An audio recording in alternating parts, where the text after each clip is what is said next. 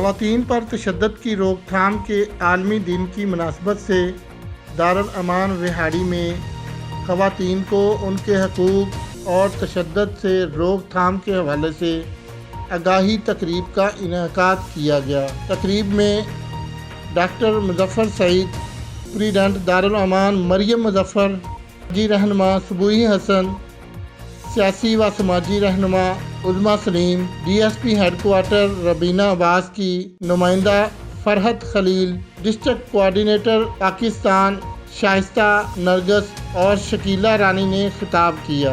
मुकर्ररीन का कहना है कि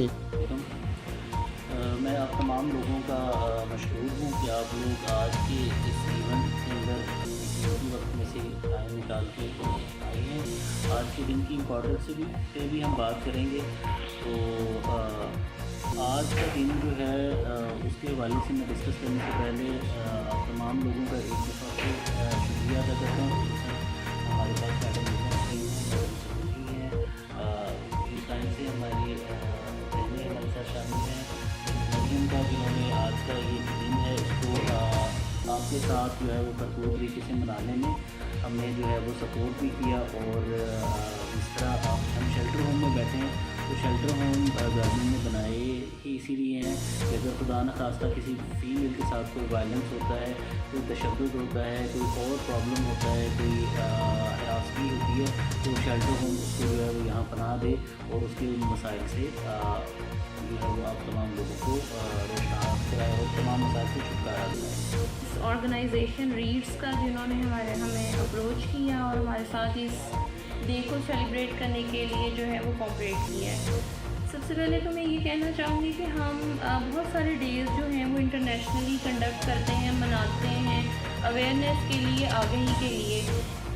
इन सब दिनों को मनाने का पर्पज़ ये होता है कि इसको रिपोर्ट किया जाए। बहुत सारे ऐसे वायलेंस हैं। अगर हम एज ए मुस्लिम फ़ीमेल बात करें तो हमारा ये मजहबी और माशरती हमारी ग्रूमिंग ऐसे होती है, हमारे पेरेंट्स हमें ऐसे ग्रूम करते हैं। हमारी एजुकेशन, हमारा जो मजहबी और माशरती सेटअप है, निज़ाम है, हमें यही कहा जाता है कि आपने बियर करना है, बर्दाश्त करना है। जिस हद तक नॉर्मलाइज हद तक आपने किसी भी वायलेंस को जो है वो बर्दाश्त करना है। और एज अ फ़ीमेल हम यही ख्याल करते हैं कि इसमें हमारे पेरेंट्स की रिस्पेक्ट है, हमारे भाइयों की रिस्पेक्ट है, किसी को इस बात का पता ना चले।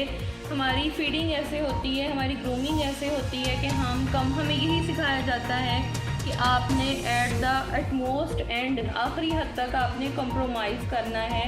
कर रहे हैं, एक्सपीरियंस भी हो गया, सारा कुछ हो गया, हम काम भी कर रहे हैं, दुकानें भी बंद हो जाती हैं, लेकिन ये तशद्दुद के ख़िलाफ़ आवाज़ आपने उठानी है। ना वो मैडम मरियम ने उठानी है, ना मैंने उठानी है, ना डॉक्टर मुज़फ़्फ़र साहब ने उठानी है। जिसके साथ ये हो रहा है, वायलेंस हो रहा है, जब तक वो खामोश है हम उसके लिए कुछ नहीं कर सकते। जब तक वो हमें बताएगा नहीं कि मेरे साथ ये मसला है, हम उसका कैसे हल करेंगे। तो आप लोगों को ये नंबर्स देने का, आप लोगों को तरीक़ाकार बताने का हमारा मकसद ये है कि आप अपनी रिपोर्ट हमें दें। खामोश रह के अपने आप को मेंटली तौर पे डिस्टर्ब करना ये आपका जेब नहीं देता। आप लोग जाएं, आवाज़ उठाएं, अपनी आवाज़ के साथ देखें आपकी आवाज़ के साथ कितनी आवाज़ें उठती हैं, कितने इदारे आपके साथ खड़े होते हैं। ये पहला कदम आपने उठाना है, पहली सीढ़ी आपने बनना है।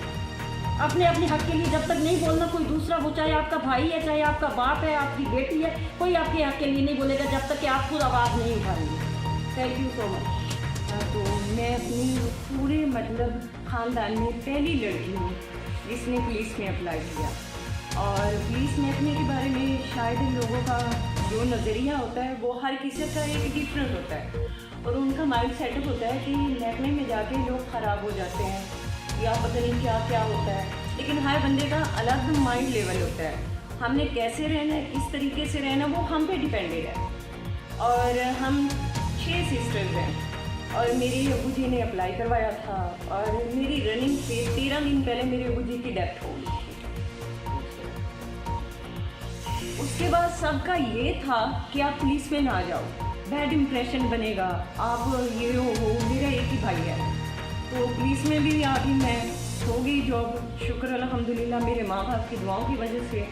तो उसके बाद मुझे आने जाने में बहुत ज़्यादा प्रॉब्लम थी। कभी किसी कज़न के तरले करने, कभी किसी कज़न्स के तरले करने, ऊपर से उनकी बातें सुनना। जब बात सर पे ना हो तो बहुत ज़्यादा मेंटली टॉर्चर किया जाता है, और टॉर्चर करने वाले ये रिश्तेदार होते हैं जो क्लोज़ होते हैं, ताकि ये हमसे थोड़ा आगे ना निकले कोई भी बंदा। तो मैंने धूप में, मैं 35 WB की रहायशी हूँ, तो यहाँ मुझे स्टॉप पे छोड़ा जाता था और इतनी तेज़ धूप में मैंने घर जाना। उसके बाद छोटी सिस्टर्स हैं मुझसे, उनको लेने में छोड़ने में काफ़ी दुश्वारी होती थी, काफ़ी मुश्किल होती थी। तो फिर मैंने अपने भाई से परमिशन ली। स्टार्ट में मैंने बाइक 4 दिन में चलाना सीखी है, ज़्यादा नहीं। और 5वें दिन मैं खुद बाइक पे आई थी। मैं थाना सदर में पोस्टेड थी, तो मैं खुद बाइक पे आई थी, और वो भी ताए अबू की बाइक मांग के। उनकी रजामंदी नहीं थी, लेकिन उनसे ज़बरदस्ती समझो लेके आई। चौथा दिन था उनको बाइक लिए हुए, और जाते हुए मैंने उसको दरख्त में मार दिया, सत्यानाश कर दिया उनकी बाइक का। तो उसके बाद फिर काफ़ी बार गिरी भी हूँ, चोटें भी खाई हैं, और सबसे ज़्यादा महकमे में आके हरासा बंदा हुआ कि उन बाइक चलाती है, एक लड़की होके बाइक चलाती है जी, इनको तो कोई संभालने वाला नहीं है, इनको कोई रोकने वाला नहीं है, ये तो वाहियात लोग होते हैं जो बाइक चलाते हैं, इनको कोई कंट्रोल नहीं करता। मेरा मानना ये है कि किसी के पीछे बैठने से, उनकी कमर के साथ टच होने से बेहतर है आप खुद पे डिपेंडेड हो, खुद जाओ। अब मेरी सिस्टर्स हैं, वो पढ़ती हैं, मैं खुद उन्हें लेने जाती हूँ, लेके आती हूँ, उनको छोड़ती हूँ, अपनी जॉब भी कर रही हूँ। और उसके साथ साथ लोगों की जो नज़रें इस हद तक हरासा करती हैं, और इतना कुछ मैंने इधर आके सीखा है कि मैं मतलब रिज़ाइन देने लगी थी। ये आप ही मुफ्त मिल जाएगी, लेकिन मेरे पास अक्सर ख़वातीन आ जाती हैं कि कॉपी सुनी, वो गाइड, क्योंकि टीचर्स पढ़ाती हैं गाइड से। तो एक खातून आई मेरे पास अपनी बच्ची लेके कि जी इसको ना किताबें ले रहे हैं, कुछ कापियाँ ले रहे हैं इनके स्कूल की, तो ये तो वो मैंने कहा चलें ठीक है। उसके लिए मैंने इनको कहा कि आ जाएँ आप किताबें ले जाएँ, बुलाया ना, तो जब वो अंदर आई लेके जाने लगी तो मैंने देखा कि वो तो मोटर बाइक पर बैठ रही थी। उसने मोटर बाइक, मैंने कहा ये किसका है? मैं समझी उसका शौहर आएगा उसको ले जाएगा। और वो औरत लोगों के घरों में काम करती है, बर्तन साफ करती है लोगों के घरों में। और वो माशाल्लाह थी भी हैवी, ये शीला तो माशाल्लाह इतनी पतली सी है, वो तो थी भी इतनी हैवी। और वो बैठी उसके ऊपर, उसने कहा मैडम जी ये मेरी है। मैंने कहा तो तुमने किससे ली, क्या हुआ? असल में वो 3 बहनें इकट्ठी रहती हैं। उसका जो था जेठ था वो फौत हो गया, तो लेकिन सिखाया उसके जेठ ने ही था उसे। वो फौत हो गया, उसका मोटरसाइकिल पड़ा था, जो दुकानी थी वो माजूर थी। तो उसने ये डिसाइड किया कि मोटरसाइकिल उसका मैं ही चला लूँ, और चला के लोगों के घरों में जाती है, काम करती है। तो मैं उस दिन ना मुझे बहुत ही खुशी हुई, बल्कि मैंने कहा रुक जाओ, मैं उसकी तस्वीर बनाई।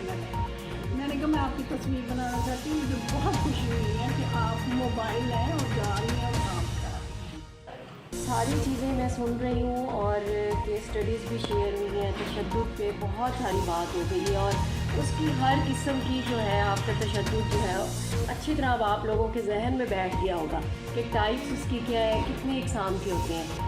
जो मैंने भी यहाँ पे बैठे रियलाइज़ किया, जो मैंने यहाँ पे केस स्टडीज़ सुनी है और जो चीज़ें सारी शेयर हुई हैं, कि 2 चीज़ें हैं जो हम ख़वातीन के लिए बहुत ज़रूरी हैं। जो हमारी केस स्टडीज़ को अगर हम देखें, एक सब्र, एक हौसला, और उसके बाद आपका निडर होना। ये चीज़ें आप अपने अंदर लाते हैं तो आप यकीनन अपने मकसद तक और अपनी मंजिल तक जो है वो पहुंच जाते हैं। लोग एक फ़िक्रा जो हम हर कोई खातून है, बच्चा है, बच्ची है, किसी भी फील्ड में जाती है, किसी एजुकेशन के कोई ऐसा एजुकेशन का जो है वो इदारे में जाना चाह रही होती है, कोई ऐसा प्रोफेशन जो है वो अपनाना चाह रही होती है, तो सिर्फ एक फ़िक्रा जो सुनने को मिलता है हमें मुआशरे से कि लोग क्या कहेंगे।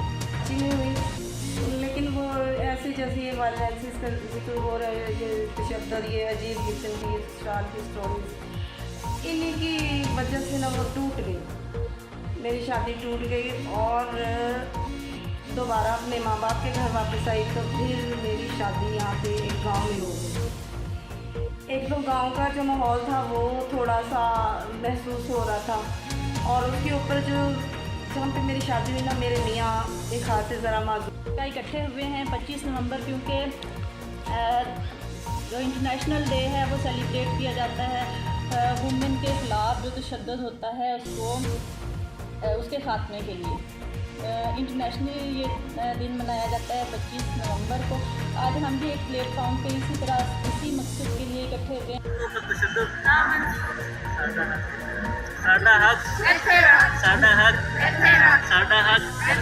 तकरीब के आखिर में आगाही वाक भी निकाली गई, जबकि तकरीब में दारुल अमान में मुकीम खवातीन के अलावा दीगर खवातीन ने भी शिरकत की। हमारे चैनल को सब्सक्राइब कीजिएगा और देखते रहिएगा रहबर न्यूज़ यूट्यूब लाइव।